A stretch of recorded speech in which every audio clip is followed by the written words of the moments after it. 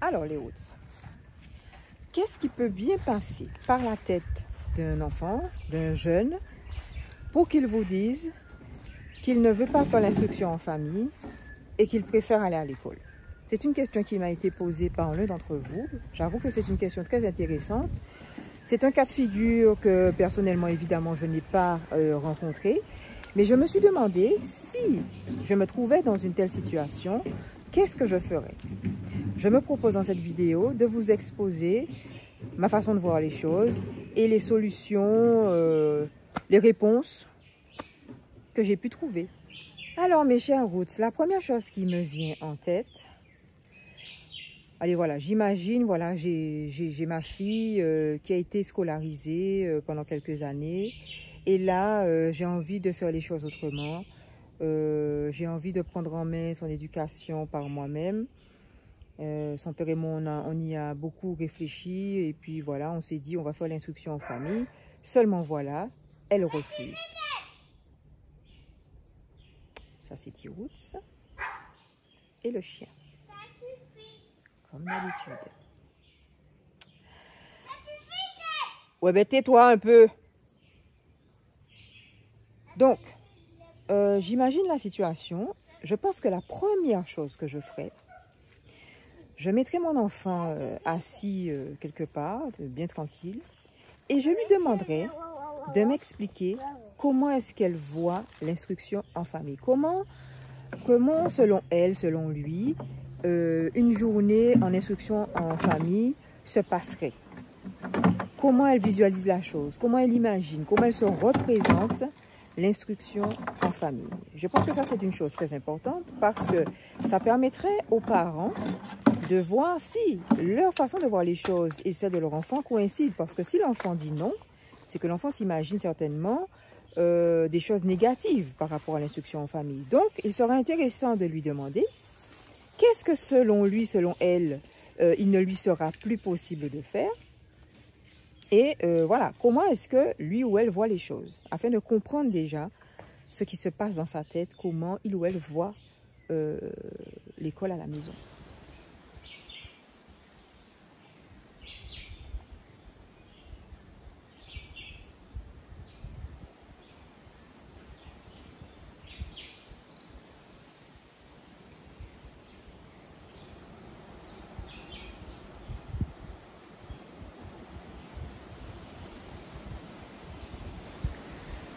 Dans un deuxième temps,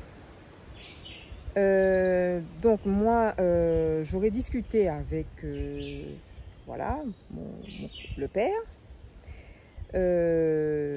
essayer de comprendre bien voilà, quelles sont ses peurs qui sont derrière ce refus et tenter d'apporter des réponses en y réfléchissant bien au préalable, parce qu'il faut bien savoir ce qu'on dit.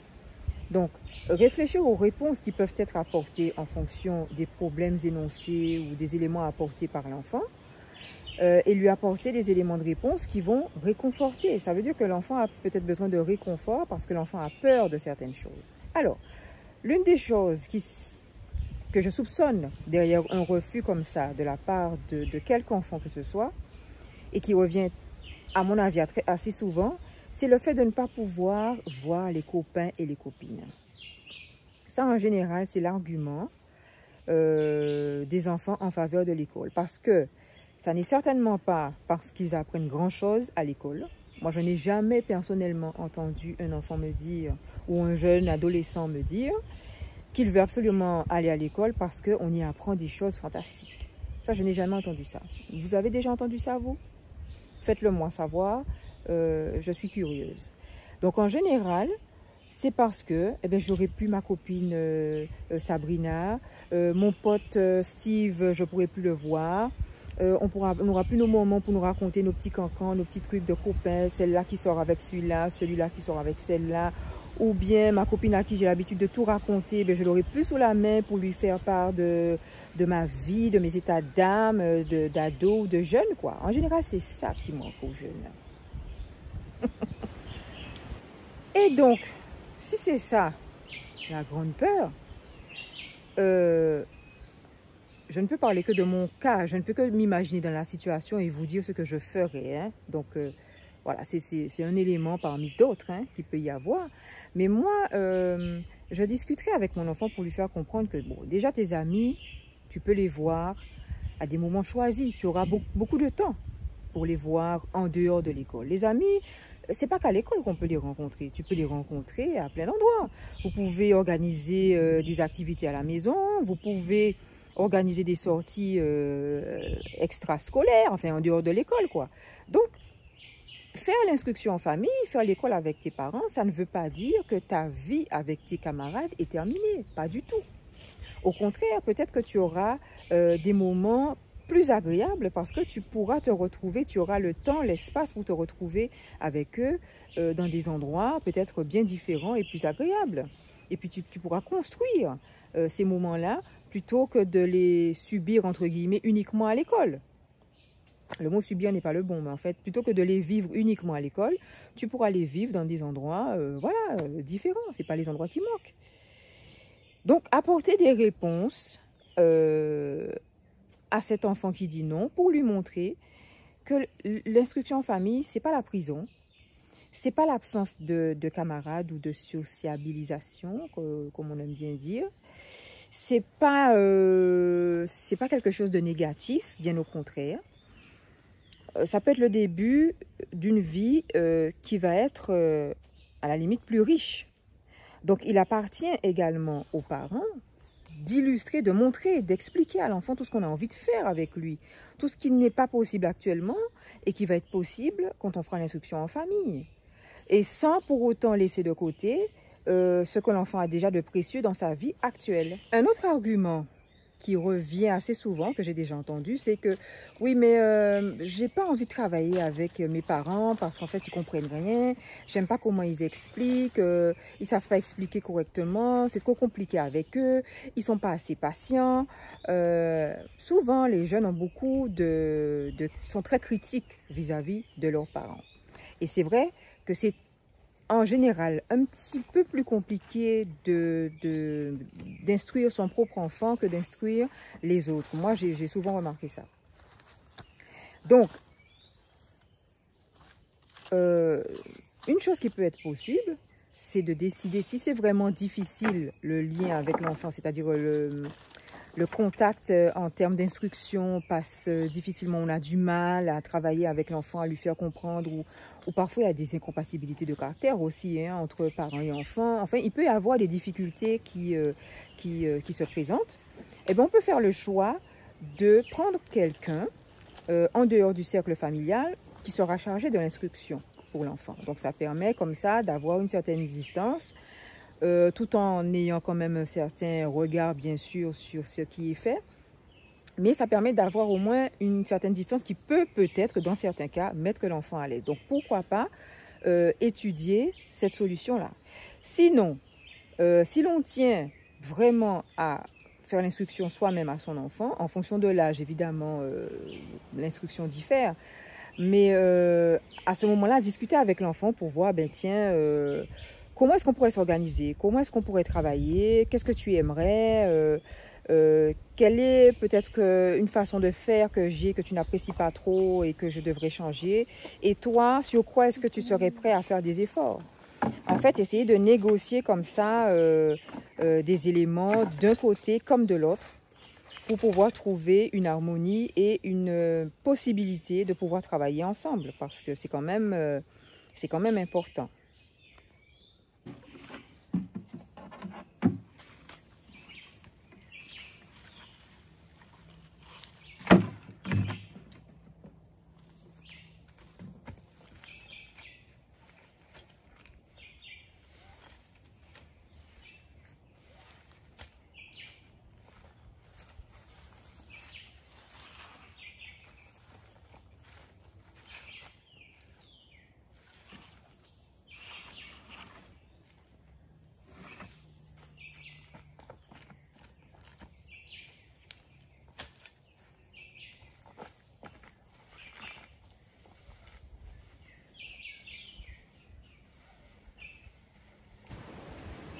Autre conseil que je pourrais donner pour un enfant qui refuse de l'instruction en famille alors que les parents sont fortement intéressés, comme je l'ai dit dans une vidéo précédente, c'est toujours intéressant de rencontrer des personnes qui vivent ce vers quoi on veut aller, parce qu'on a des témoignages qui sont vraiment poignants, qui sont vraiment concrets et qui permettent aussi de poser des questions directement par rapport aux craintes éventuelles qu'on peut avoir. Donc, si l'enfant a peur, si l'enfant hésite ou n'a carrément pas envie, lui faire rencontrer des enfants de son âge qui font déjà l'instruction en famille, je pense que ça peut aider, ça peut donner un coup de pouce pour dédramatiser le truc et pour mettre à l'aise l'enfant et pour au moins l'aider à essayer. Voilà, se donner le courage d'au moins essayer pour voir. Se donner le temps d'essayer, c'est justement l'autre conseil que moi je donnerais, c'est-à-dire que devant un enfant qui n'est pas forcément à l'aise, qui craint, peut-être se donner un temps pour essayer, un temps limité. Se dire, allez, on part sur 1 année ou sur 2 années.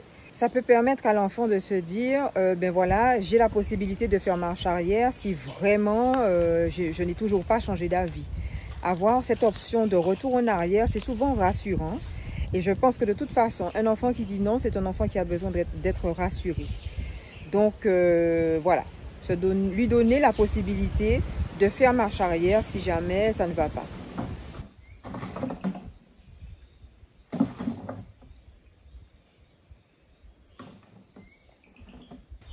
Alors moi, ce que je ferais, c'est que j'essaierais de demander à l'enfant ce qui lui plaît, les activités, tout ça. Et j'organiserai des activités parce que l'enfant, je pense que ce qui lui manquerait le plus, c'est ses amis, d'être avec ses amis. Donc, faut trouver des activités pour occuper l'enfant. Il faut aussi que les parents ils se soient déjà organisés, poser des questions à l'enfant au préalable et s'organiser pour que eux aussi ils puissent être disponibles pour faire des activités avec l'enfant. Allez, je prends un exemple, soit aller à la mer, aller à la montagne, faire du vélo, l'emmener dans des activités et participer avec lui. Pour que, en fait, moi, que l'enfant trouve l'école à la maison plus intéressante que l'école. Si l'enfant aime les voyages, eh bien, lui proposer plus de voyages, tu pourras voyager plus, aller voir du pays. Si l'enfant aime la planche à voile, eh bien, voilà, tu te consacres à tes compétitions, mais en contrepartie, il y a la scolarité aussi, il faut que tu lises un moment, tu vas choisir des livres qui te plaisent, pas des livres que l'école t'impose. Il faudra changer le mode d'apprentissage de l'enfant, lui apprendre peut-être avec des choses qu'il aime. Donc tout ça aussi, il verra la différence avec l'école et ah bon, ça peut être sympa ça. Et peut-être aussi, il pourrait inviter ses amis de classe le week-end, aller venir voir ce qu'on fait comme activité, le terrain, la mer, retrouver ses camarades. Et je suis sûr que ses camarades l'envieraient parce que moi, je pense à la base, les enfants, ils sont plus enclins à ne pas vouloir aller à l'école. Oui, c'est ce qui me semblait aussi. Donc, s'ils veulent aller à l'école, je pense que c'est plus pour retrouver les camarades, plus pour retrouver les amis, quoi. Voilà. En fait, il faudrait recréer chez soi cette ambiance-là. Eh ben, merci, hein, Papa Roots, pour ta contribution. Il n'y a pas de souci. Hein. Super cool, comme d'habitude. Ouais. Eh ben, c'est bon. Et moi aussi. Toi aussi, tu donnes ta contribution? Oui. C'est quoi ta contribution, toi? Maman Roots. Ah, Maman Roots. Soyons vrais, soyons toujours. Roots. Voilà. Eh ben, voilà. Eh ben, salut les Roots et à bientôt. Pour terminer les Roots, qu'est-ce qu'on retient de tout ça?